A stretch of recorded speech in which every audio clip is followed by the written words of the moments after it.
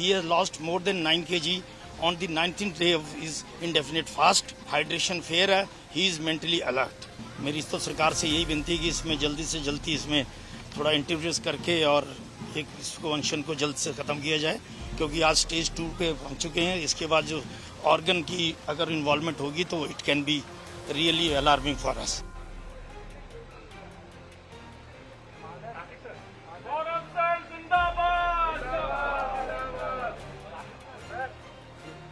सोनम वांगचुक ने hunger strike से मना कर दिया है और हाई कोर्ट ने भी कहा है कि उनकी जो हेल्थ की जो रिपोर्ट है वो लगातार दी जाए. क्या कहेंगे इस विषय पर? देखिए, हमें सबकी चिंता है, छात्रों की चिंता हमें है.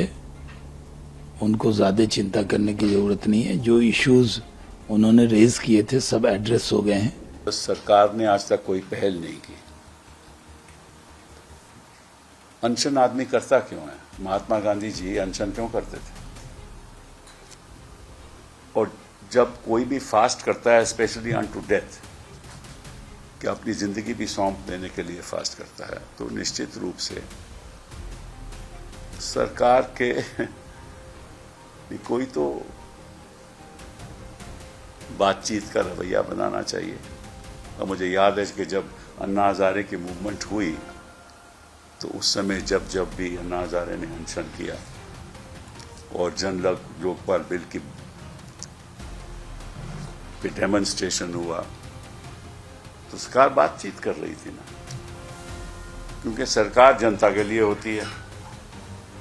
काफी दिन हो गए भूख हड़ताल पे बैठे हुए और जहां तक मैं जानता हूं उनकी एक ही मांग है कि नीट इम्तिहान में जो धांधलियां हुई और नीट इम्तिहान को कैंसिल करने के नतीजे में जो बच्चियों को बहुत ही ज़्यादा तकलीफ़ और टेंशन का सामना करना पड़ा, उस सिलसिले में एजुकेशन मिनिस्टर साहब को या तो इस्तीफ़ा देना चाहिए या उनको उस पोस्ट से हटा दिया जाना चाहिए.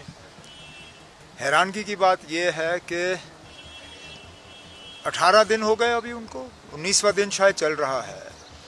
9 किलो के आसपास वज़न उनका कम हुआ है. उनकी तबीयत पर इसका असर पड़ रहा है. लेकिन हुकूमत तस से मस नहीं कि किसी तरह वो उन्हें अपील करें कि अपना भूख हड़ताल वो रोक दें. सियासत अपनी जगह, लेकिन कहीं ना कहीं इंसानियत और रहम के लिए भी जगह होनी चाहिए. अब आप मुकाबला करिए, जब रामलीला मैदान में उस वक्त डॉक्टर मनमोहन सिंह साहब की हुकूमत के दौरान ठीक इसी तरह अन्ना हजारे और उनके साथी भूख हड़ताल के लिए वहाँ बैठे हुए थे, तो हुकूमत ने अपने मिनिस्टर भेजे, उनसे बातचीत करने की कोशिश की और उन्हें मनवाने की कोशिश की कि ये भूख हड़ताल तोड़ के वो बातचीत के रास्ते पे आएँ. लेकिन सोनम वांगचुक के साथ अभी तक बातचीत करने की कोशिश नहीं की गई. अब आगे हुकूमत का क्या रवैया रहेगा हम नहीं जानते, लेकिन सोनम वांगचुक साहब के सेहत के लिए तो हम ज़रूर फिक्रमंद हैं. सोनम वांगचुक से मिलने जा रहे हैं. सोनम वांगचुक या जो भी ये सब, ये आम आदमी पार्टी का ही एक्सटेंशन है.